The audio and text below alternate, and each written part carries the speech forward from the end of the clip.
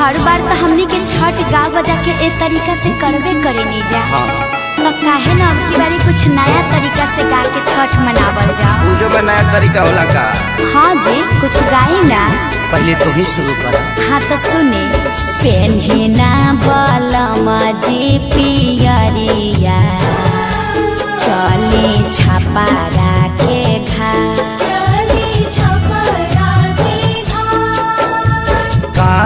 चाही बासा के बहंगिया बहंगी लेके चलब घाट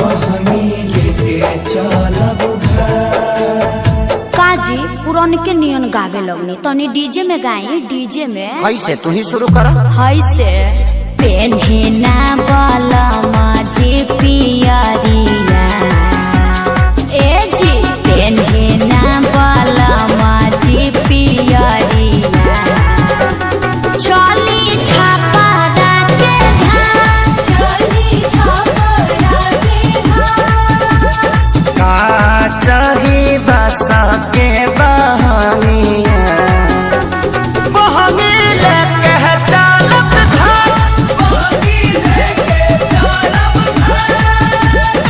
ए अम्मा जी तनी रौरो नाची।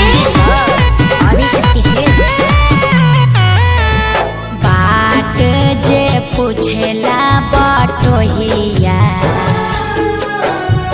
बाट जे पूछेला बटोहिया ई दल के करा के जा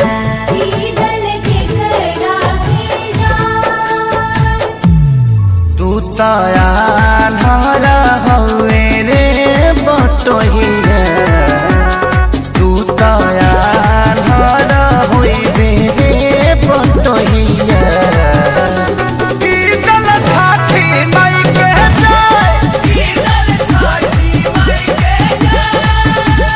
का चाही बासा के बहंगिया तब हम ही ना चाहता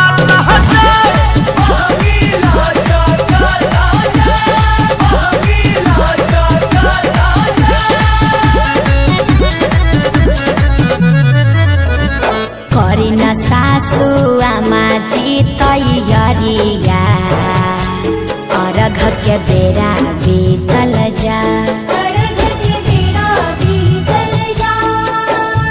पेन्ही नारी सबके पापा पियरिया दौरा घाटे पहुँचा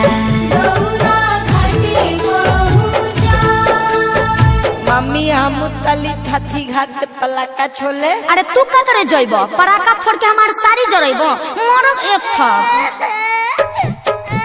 छठी घाटे करबे डरामा ओही जा हो जाई बाबा ओही जा हो जाई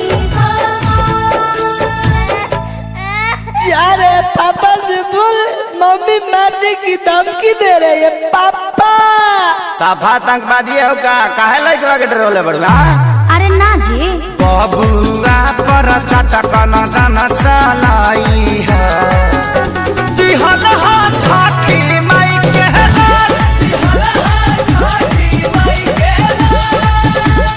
अच्छा ठीक बा ना मारब ई तो हमरो पता बाजी। खीर पावन ह छठी मैया खुश रहो नैहर ससुराल खुश रहो आंगना दुआर खेसारी पवन बले रही प्यार। हे छठी मैया तनी कश्यप जी पर ध्यान देत रही ह विवाद से बचई ह।